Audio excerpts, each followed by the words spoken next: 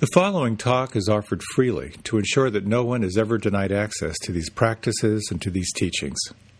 If you feel inspired to make a donation to support this offering, you can go to my website at jonathanfoust.com. While you're there, you can also sign up for a monthly newsletter designed to support you in your practice. Thank you, and enjoy.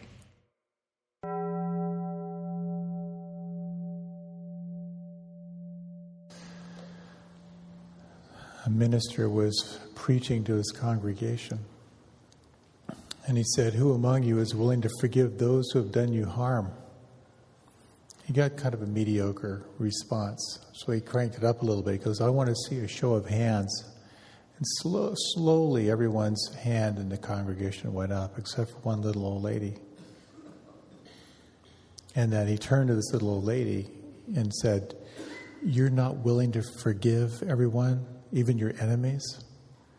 And she had this sweet beatific smile, and she said, "I have no enemies now." He said, "Come on up." So he brought her up, and she's a tiny little old lady. He said, this is amazing. "How old are you?" She said, "I'm 94. She said, "What is the secret to living as long as you have without having an enemy in the world?" She got this beautiful smile on her face, and she said, "They're all dead."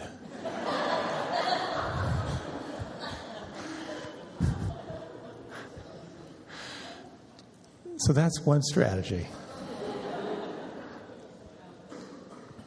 I'd like to talk a little bit about some strategies for forgiveness tonight. And just telling that story just reminded me, I heard this great line from a comedian who said, I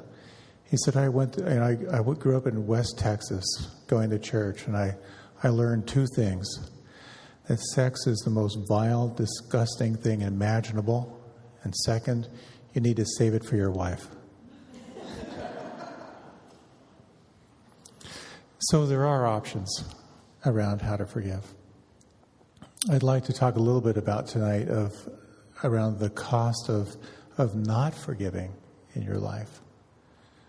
And to talk a little bit about, well, how do you forgive? What are some of the strategies? And what happens if you actively pursue and embrace forgiveness as a spiritual practice?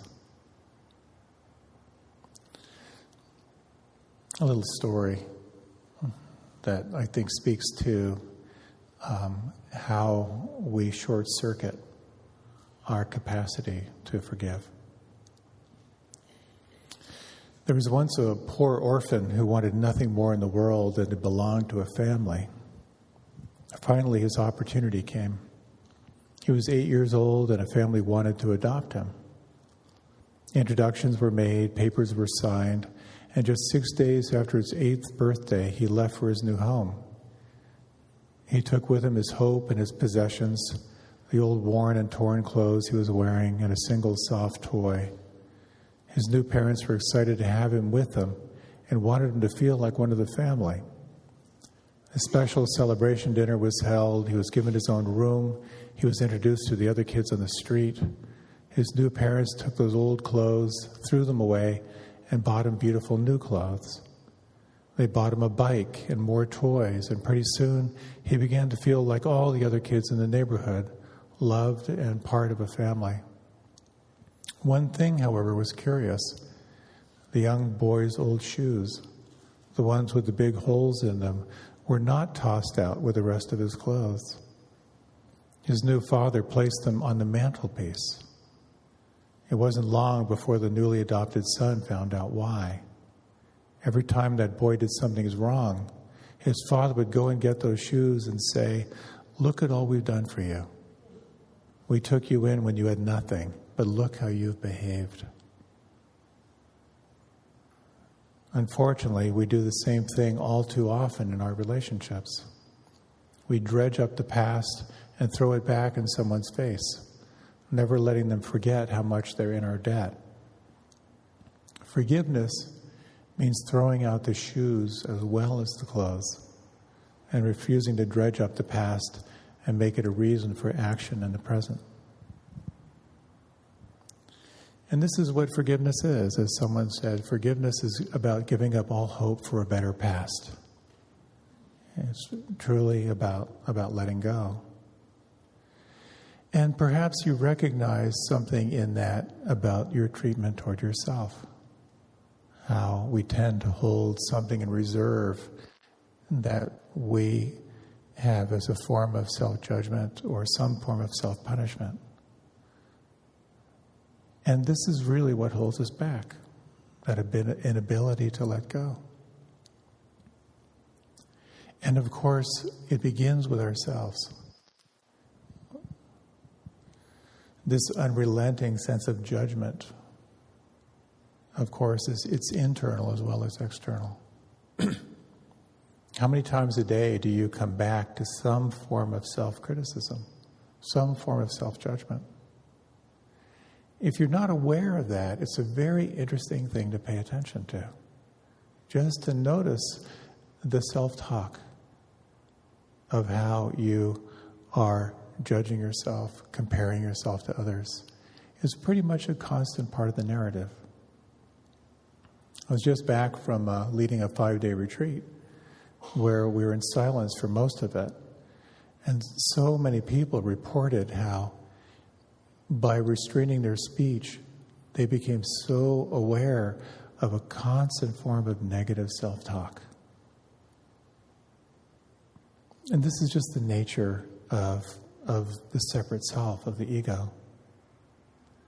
When we're living from this sort of me-centric, egoic place, we're in here, the rest of the world is out there. And from the perspective of the self, it's all about you. It's about self-preservation, avoiding domination, trying to dominate others. You become all consumed with this preservation of the self.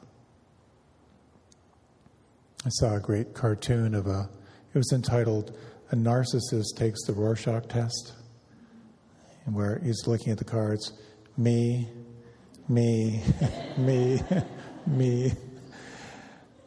And that's how we live. It's very, very self-referential. When I was in college, there were 2 really good friends who I met and befriended. They'd been friends since they were in elementary school.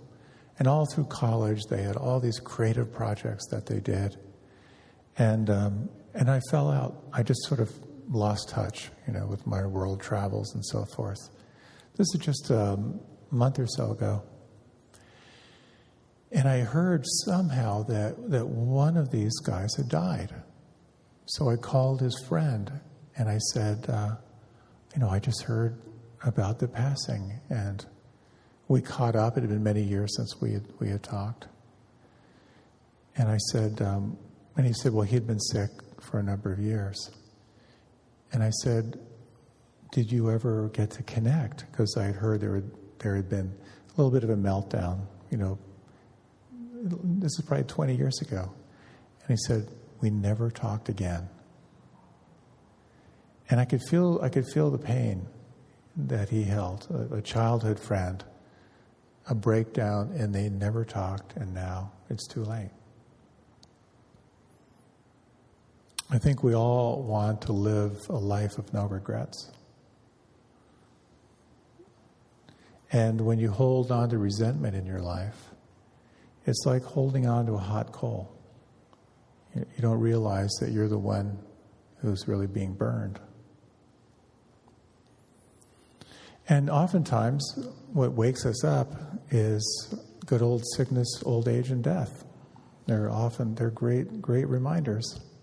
And there's a story about when George Harrison got sick.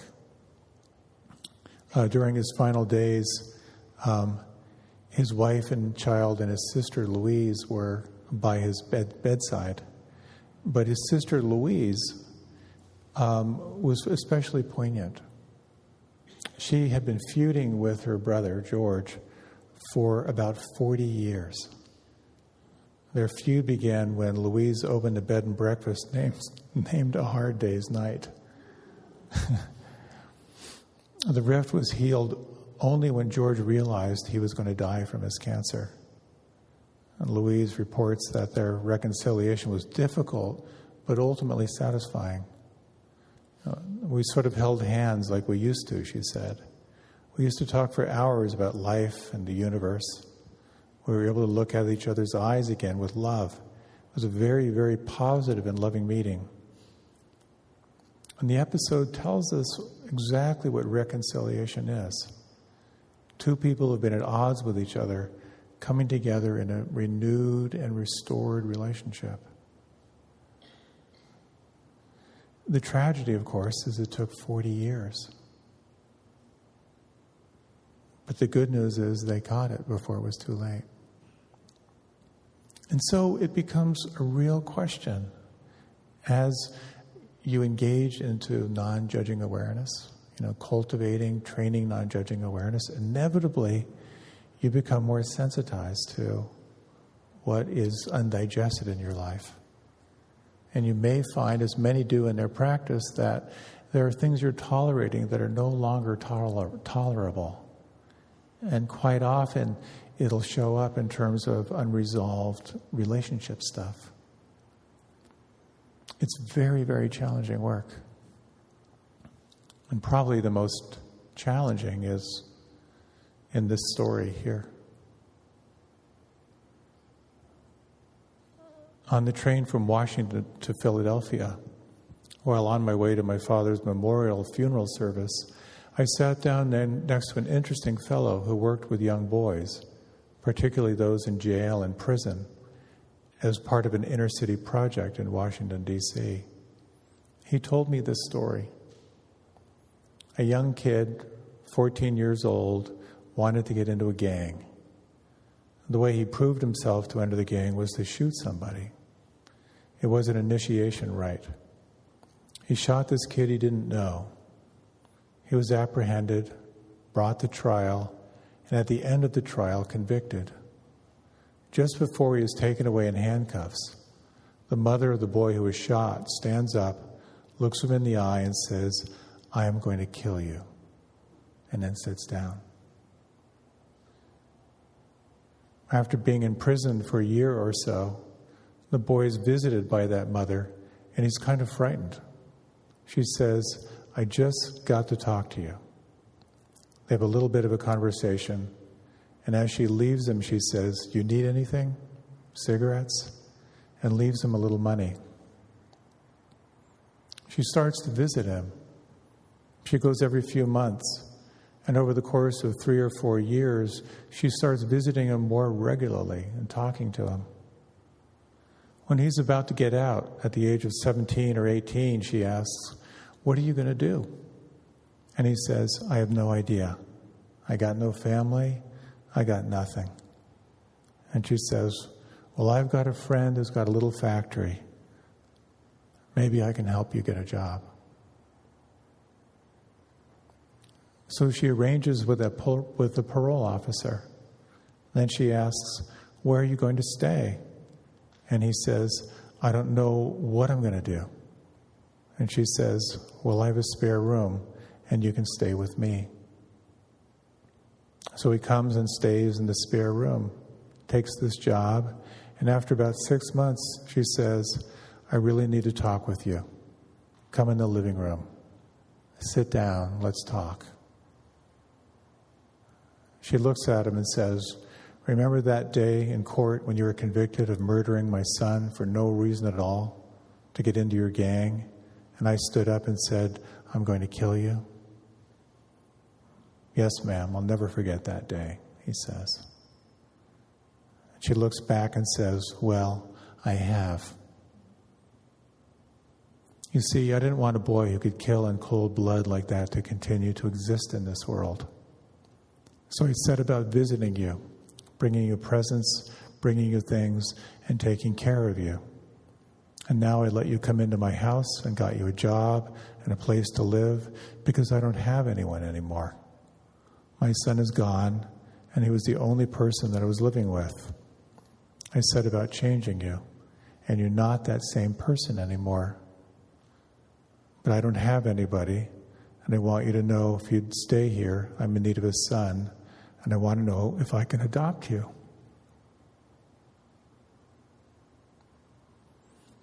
And he said yes, and she did.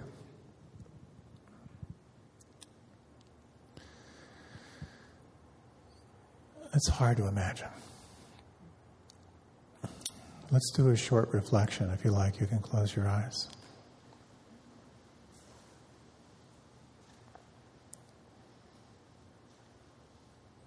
You might take a moment just to feel the breath.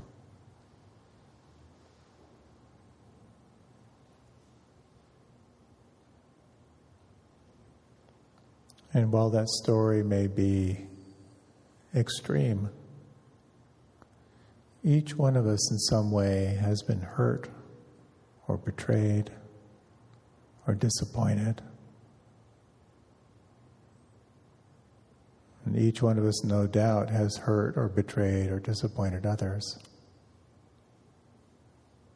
You might just take a few moments and reflect on, are there any particular relationships that come to mind that feel unfinished?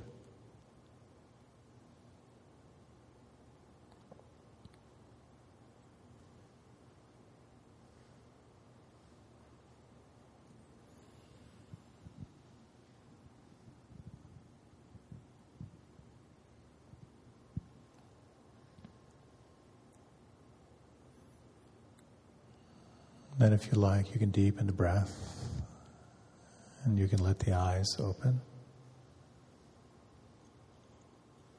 You know, there are a lot of kind of wonderful, kind of fantastical stories of forgiveness out there. You know, the classic stories of, Nelson Mandela, being tortured by his jailers and forgiving them and them coming to his inauguration. The stories of Tibetan monks being tortured by their captors and praying for their torturers and praying they don't die so they don't create bad karma for their torturers. And all of that sounds like a little bit larger than life. But when it comes to really personally looking at what is unforgiven in my life, I'll just speak for myself, it seems insurmountable. It just seems like it's too much. But there is a science to forgiveness. And there are a few key things that are helpful to keep in mind. The first is that forgiveness is very rarely an immediate fix. It's something that you have to return to again and again. And it tends to be kind of a gradual lessening. The second is that when you forgive, it by no means allows any approval of the activity of the other. You can forgive someone and never speak to that person again. You can forgive someone and never allow that activity to occur, ever. But it's about the freeing of the heart inside. So the key, kind of the two keys to forgiveness, is to attend to the wound. There's a phrase that you may have heard of spiritual bypassing or premature transcendence. In that same way, there's premature forgiveness. Oh, it's okay, don't worry about it. When what we haven't attended to is the real visceral wound of that pain or that whatever it is. And by visceral, it's in the visceral. It's in the viscera. It's really what that feels like. And it takes courage to really acknowledge that. The hurt, the disappointment, the shame that quite often goes with times where we've been wounded by others. It's also very, very helpful to include in your practice the capacity to role reverse with the other, to imagine what it's like for the other. And the classic example, I can't think of a better example. If I could, I'd share it. You're walking in a park, you see a puppy in a pile of leaves. You go over to pet the puppy. Suddenly the puppy lunges at you, trying to bite you. You jump back. Your relationship with that puppy is just dramatically shifted. And then you see that the puppy's leg is caught in a trap. Suddenly your relationship is shifted again. So you can see the suffering of the puppy and why it's acting that way. When it's possible to do a role reversal, you can begin to sense the suffering of the other or the ignorance of the other. And that is really key. So to forgive, to explore forgiveness takes immense courage, a real willingness to wade in, to acknowledge the vulnerability, to acknowledge the unmet need you may have had.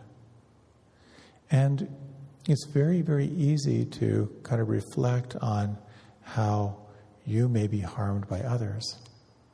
But one of the real keys here is that you have to begin with yourself, forgiving yourself and asking forgiveness of yourself.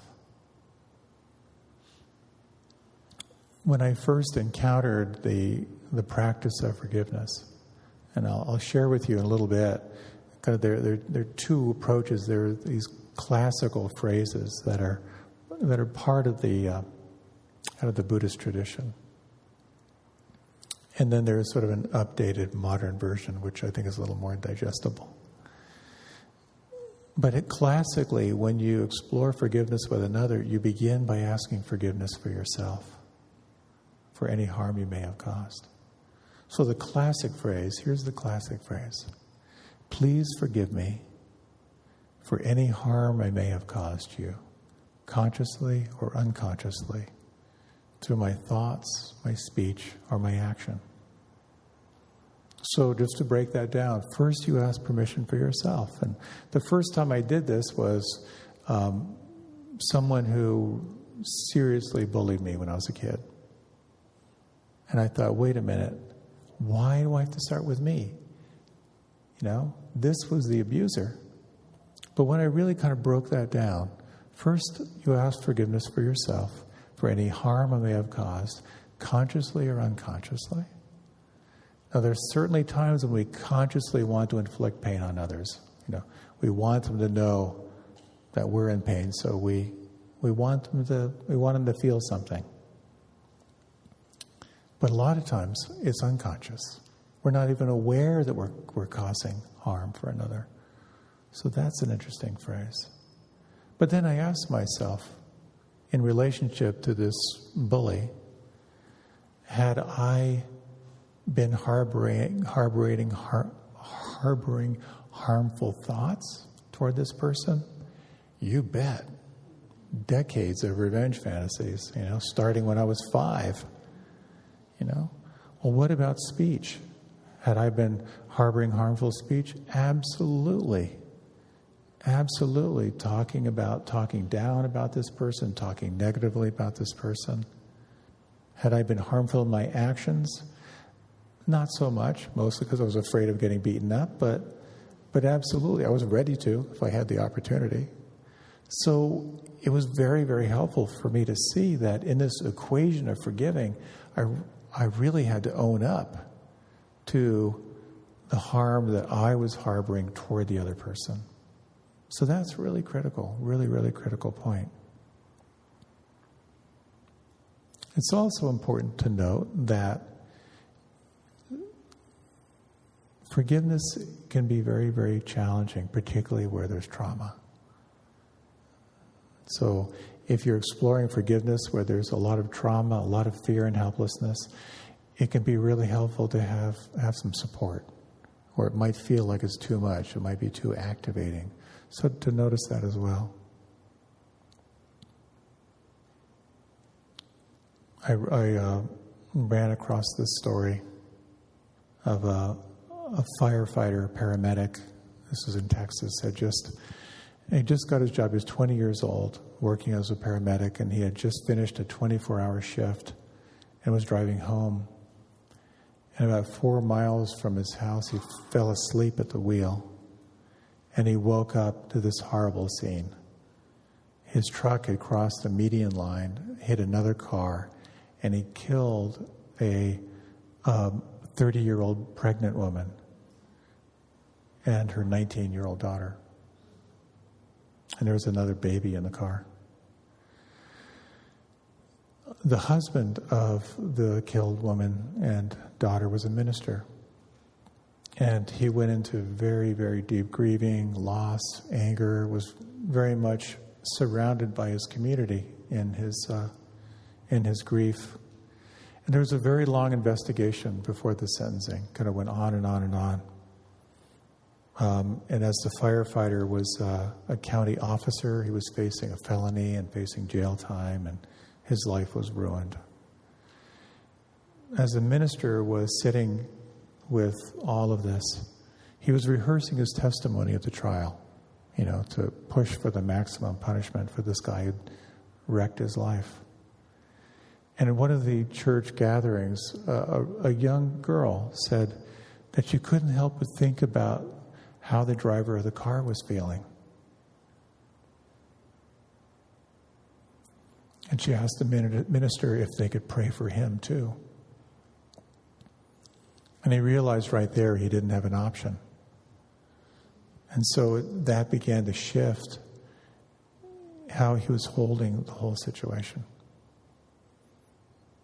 And in that shift, he began to realize that this guy was driving home from work. He was exhausted, and he had chosen a profession of being a helper.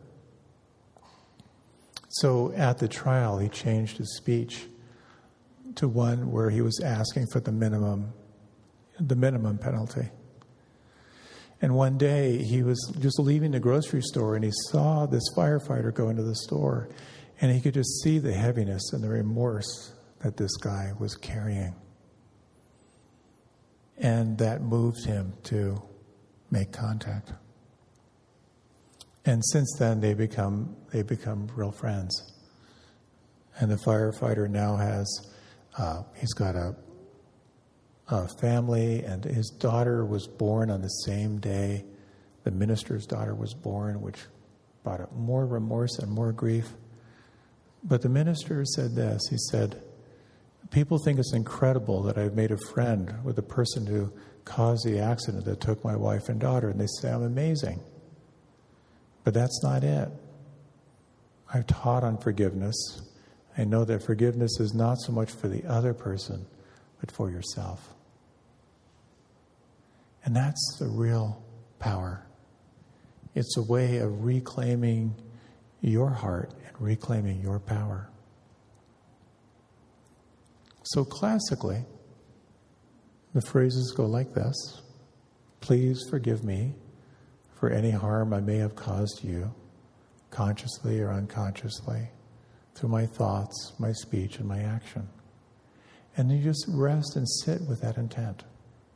And of course, just like when you're practicing concentration meditation, you're focused on the breath, you'll become very aware of how you're not aware of the breath.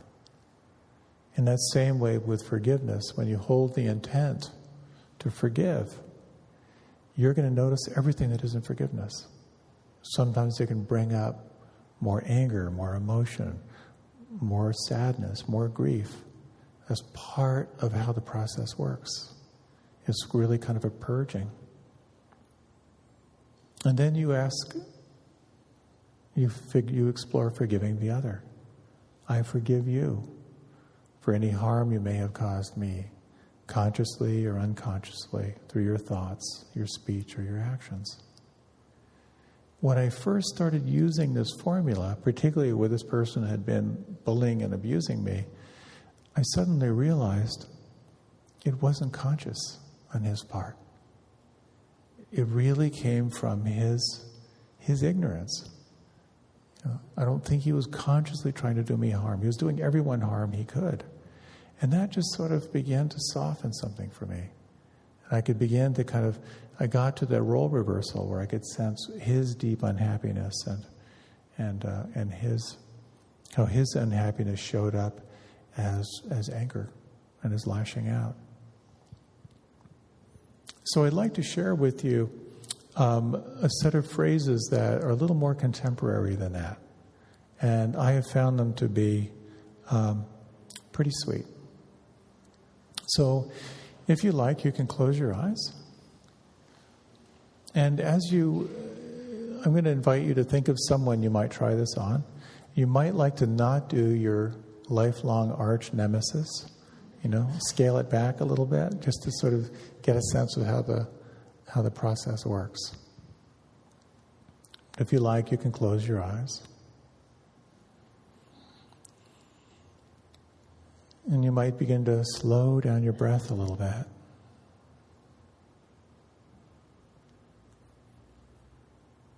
And you might bring into mind someone with whom you would like to explore this particular process with.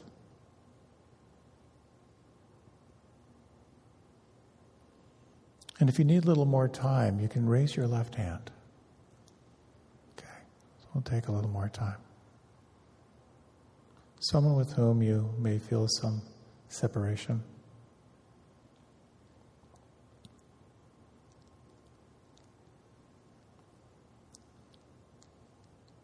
And again, if you need a little more time, you can raise your left hand.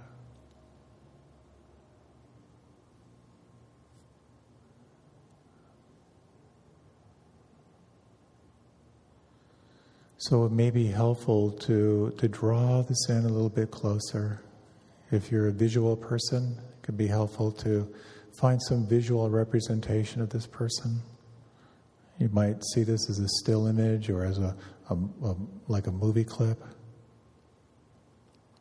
If you turn up the color and the contrast a little bit, it might heighten this a little bit. Is there a particular time of day, quality of light?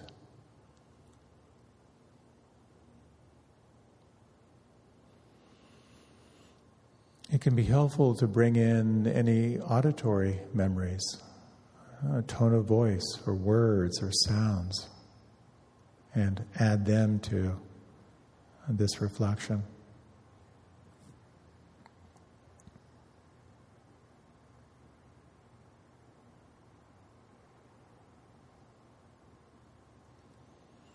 And now, if you would, as you think about this, can you begin to sense what it feels like on the inside? How does your body hold this relationship? Can you locate that and make room for that inside?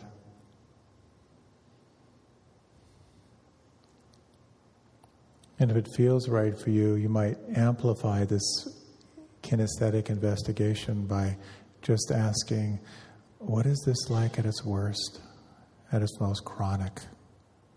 Can I locate that?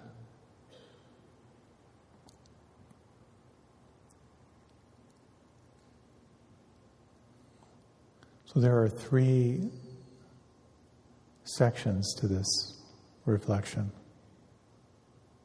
Letting these words just resonate in your awareness. The first is extending forgiveness to yourself.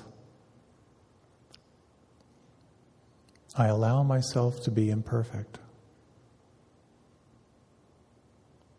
I allow myself to make mistakes. I allow myself to be a learner, still learning life lessons. I forgive myself. If I cannot forgive myself now, may I forgive myself sometime in the future.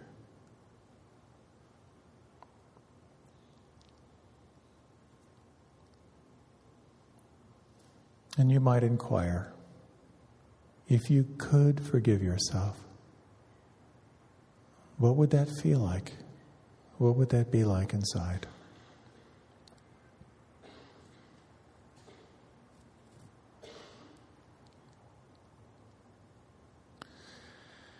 The second phrase explores asking forgiveness from others for the harm that you've done to them.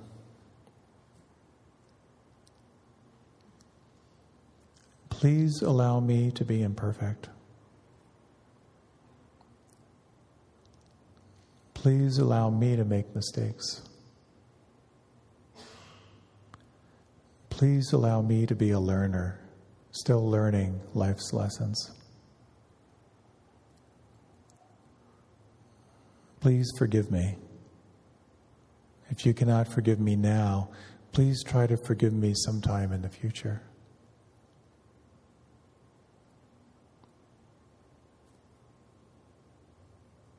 If you were forgiven, what would that feel like? What would that be like inside?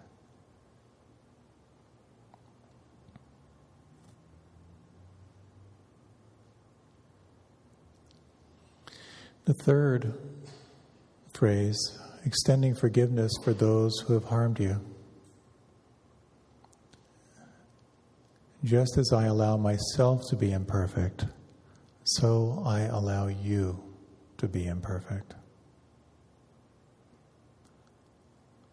I allow you also to make mistakes. I allow you to be a learner, still learning life's lessons. I forgive you.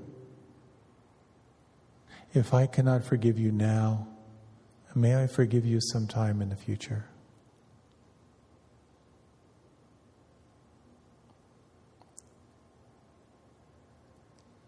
If you could forgive, what might that feel like inside? And take the next minute or so simply to rest and reflect on the possibility of forgiveness.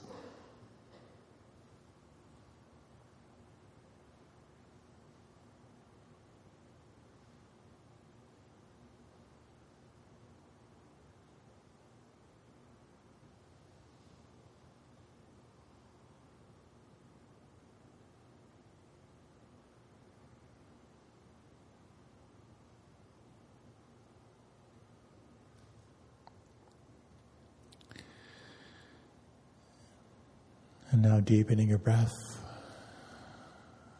When you're ready, you can open your eyes.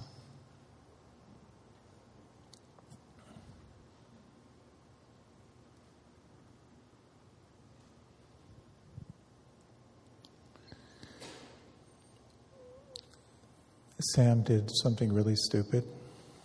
Ethel chewed him out for it. He apologized and they made up. However, from time to time, Ethel would mention what he had done. "Honey," Sam said one day, "why do you keep bringing that up? I thought your policy was forgive and forget." "It is," she said. "I just don't want you to forget that I've forgiven and forgotten." And there's something about that phrase, forgive and forget, which I think is completely off. I really think it's forgive and remember. That you can forgive someone's behavior and remember to never allow that to occur again. To me, that seems a little bit more real. So as I was exploring this topic a little bit, you know how when you see these headlines on the web, 5 steps for making more money this year, 10 ways to transform stress, 3 ways to use fingernail clippings as art. It's a really interesting one, by the way. So I found this 10 steps to get over a breakup. I thought, well, this is going to be interesting. But it actually feeds right into this. I thought these were brilliant. Actually, 9 of them were brilliant. So I'm going to read 9 steps on how to get over a breakup. Ties right into this whole topic. Number 1, tell yourself, I cannot always control what goes on outside me. Second, maybe the best, rewrite your ex's name in your cell phone as teacher. Isn't that great? Write a thank you note for all you've learned. Tell yourself, we are all good, loving souls who sometimes get lost. 5, remind yourself of a time you were forgiven. 6, remind yourself that when you resent someone, you give them control over your life. 7, remind yourself that when you respond with hate with hate, you ironically become part of the problem. And 8, remind yourself that when you train your brain to think living thoughts, your positive energy makes you more attractive. And 9, remember that being awesome is the best revenge. I think there's the Dharma right in there. So finally, just a few words from Jack Kornfield. He says that forgiveness does not ignore the truth of suffering. Forgiveness is not weak. It demands courage and it demands integrity. Yet only forgiveness and love can bring about the peace we long for. As the Indian sage Meher Baba explains, true love is not for the faint-hearted. We've all been betrayed and hurt others, just as we have knowingly or unknowingly been harmed by them. It's inevitable in this human realm. Sometimes our betrayals are small, sometimes terrible. Extending and receiving forgiveness is essential for redemption from our past. We can dedicate ourselves to make sure what had happened before never happens again. But without forgiveness, the world can never be released from the sorrows of the past.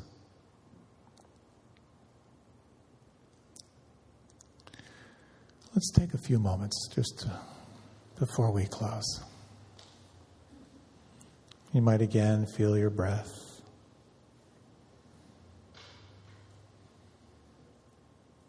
And you might sense the possibility of what it means to live with an open heart. The capacity to make peace with all of your own unskillful action in the world.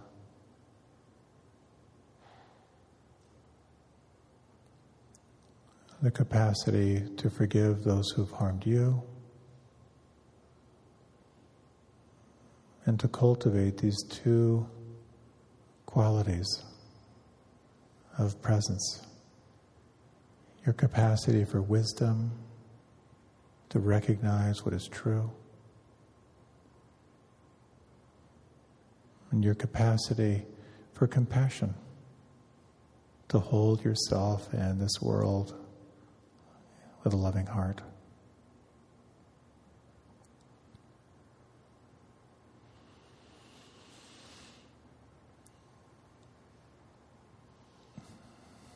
And when you're ready, you can deepen your breath.